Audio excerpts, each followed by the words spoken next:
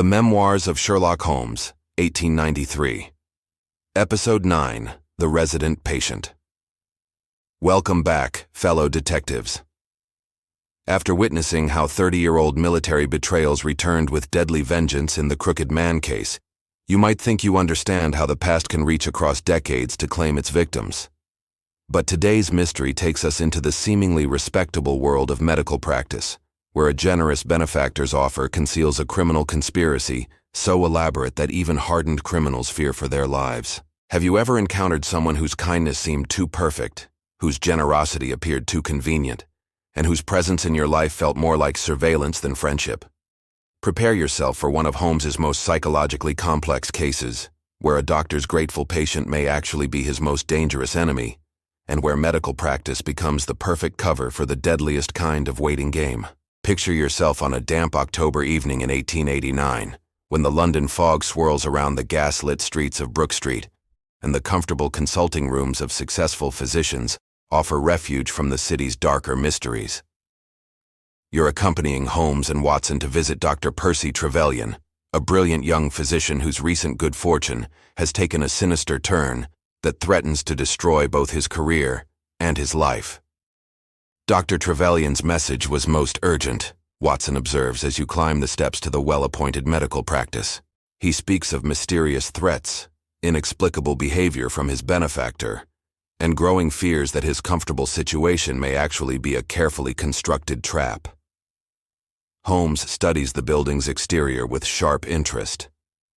Notice the excellent location, expensive furnishings visible through the windows, and the brass nameplate that suggests prosperity and success. Yet Dr. Trevelyan is a young man with no family wealth or established reputation. How did he acquire such an advantageous position so quickly? Think about this situation, detective. When someone achieves sudden success through the generosity of a mysterious benefactor, what hidden costs might be involved? In Victorian London's competitive medical world, what would motivate someone to invest heavily in a young doctor's career without expecting something valuable in return? Dr. Percy Trevelyan greets you with obvious relief, mixed with barely controlled anxiety. Mr. Holmes, thank goodness you've come. I fear I may be trapped in a situation that grows more dangerous with each passing day, though I'm still not entirely certain what forces are working against me or why my life has suddenly become so precarious. Watson immediately notices his colleague's medical condition. Dr. Trevelyan, you appear to be suffering from severe stress and sleep deprivation. What circumstances have created such anxiety about what should be a successful medical practice? But Holmes is already observing details that suggest this case involves far more than professional pressure. 3 years ago, I was struggling to establish my practice with limited funds and few patients, Trevelyan explains with growing agitation. Then I was approached by Mr. Blessington, a wealthy man suffering from a weak heart, who made me an extraordinary offer that seemed to solve all my financial problems at once. The arrangement that followed was both generous and strange. Blessington offered to fund my entire practice. Expensive premises, modern equipment, furnishings, everything, in exchange for my agreement to treat him as a resident patient. He would live in the top floor of the building, and I would be available to attend his cardiac condition whenever necessary. Holmes leans forward with keen interest. A most unusual arrangement. What terms did Mr. Blessington specify beyond medical care? Did he require any particular discretion about his identity, background, or the nature of his condition? This is where your detective skills become crucial. When benefactors demand anonymity, there are usually compelling reasons that extend far beyond simple privacy. That's what makes the situation so disturbing, Trevelyan continues. Blessington insisted on complete secrecy about our arrangement, claiming that publicity would attract unwanted attention from relatives who might challenge his right to spend his money as he chose. He also installed elaborate security measures, multiple locks, reinforced doors, and a complex system of signals for emergencies. The medical aspects of the case add another layer of mystery. Blessington's heart condition is real, but his symptoms often seem to worsen during periods of particular anxiety or stress, as if his physical ailment is connected to psychological fears rather than purely medical causes. Watson's professional experience makes him focus on the patient's behavior, How does Mr. Blessington interact with other patients and visitors? Does he seem genuinely ill, or might he be using his medical condition as an excuse to maintain constant surveillance of your practice? The answer reveals patterns that suggest surveillance rather than medical necessity. He shows an unusual interest in everyone who visits the practice, Trevelyan admits with growing unease. He often questions me about patients' names, addresses, and reasons for consultation, claiming it's natural curiosity about the practice he's funding. But his interest seems more like intelligence gathering than casual conversation. The case takes a dramatic turn when Trevelyan describes recent threatening incidents. 2 weeks ago, 3 men forced their way into the building, claiming to be investigators pursuing a criminal case.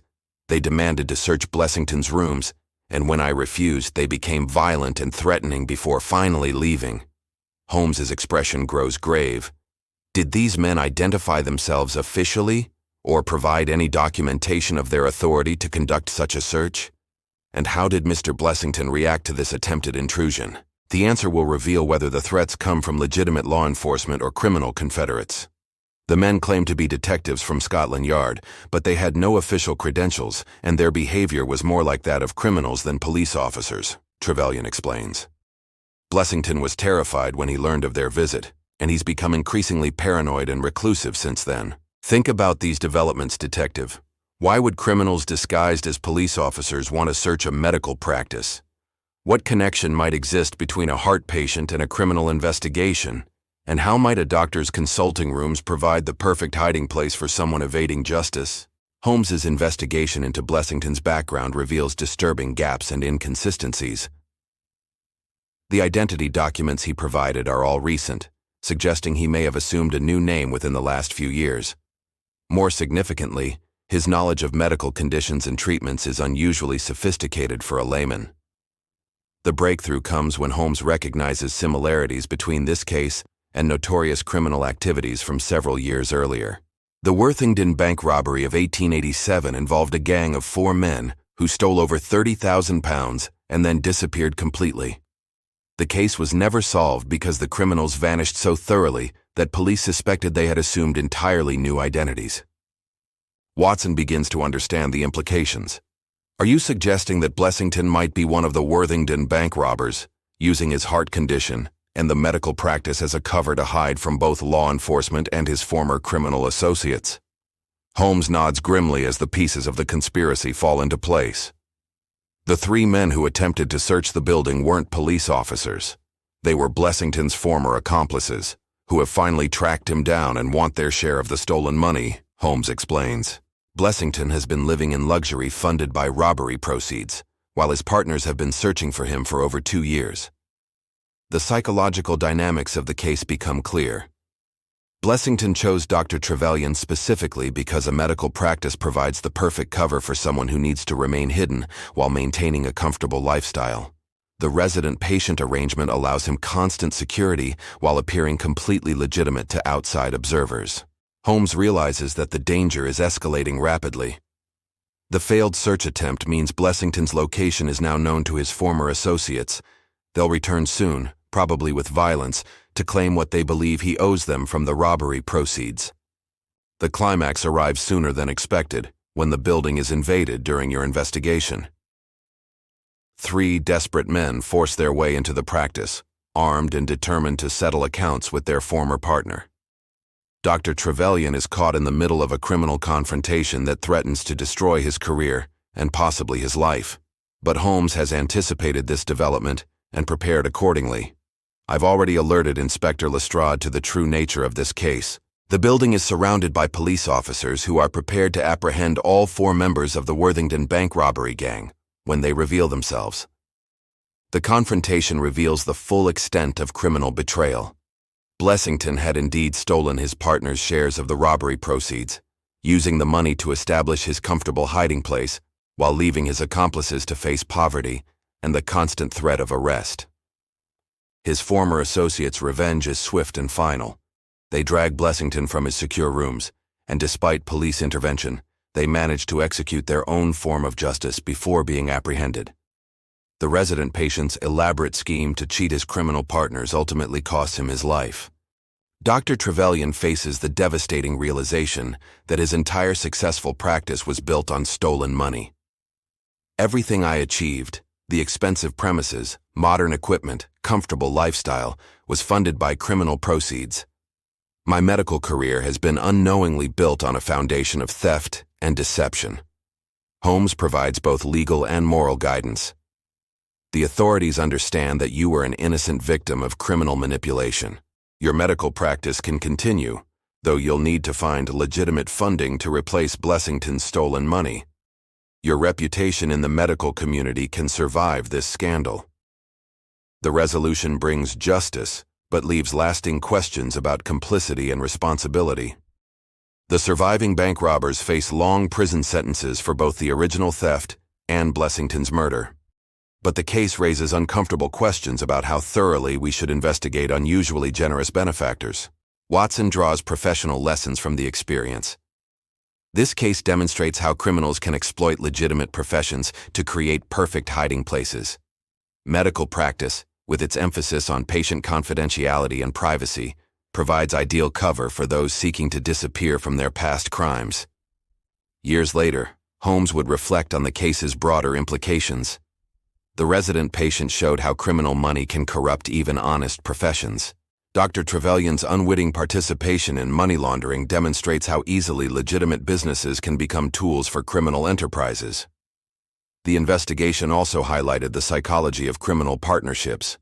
Honor among thieves is a myth. When large sums of money are involved, criminal associates will inevitably betray each other. Blessington's attempt to cheat his partners was as predictable as their eventual revenge. So tell me, detective, did you suspect that the generous benefactor was actually a criminal in hiding? What does this case teach us about being suspicious of offers that seem too good to be true? And most importantly, how do we balance gratitude for help received with the responsibility to question its source? This complex mystery reminds us that criminal money leaves traces that can corrupt everyone it touches, even innocent victims who unknowingly benefit from theft and fraud. The resident patient's elaborate deception ultimately failed because criminal partnerships are built on mutual distrust rather than genuine loyalty. Holmes's ability to connect seemingly unrelated events, a medical practice's unusual funding arrangement with an unsolved bank robbery, demonstrates the importance of understanding criminal patterns and motivations that span multiple cases and years. Join me next time as we investigate The Greek Interpreter, a case where family secrets and international intrigue create a web of kidnapping and deception that will introduce us to Holmes's even more brilliant brother, Mycroft.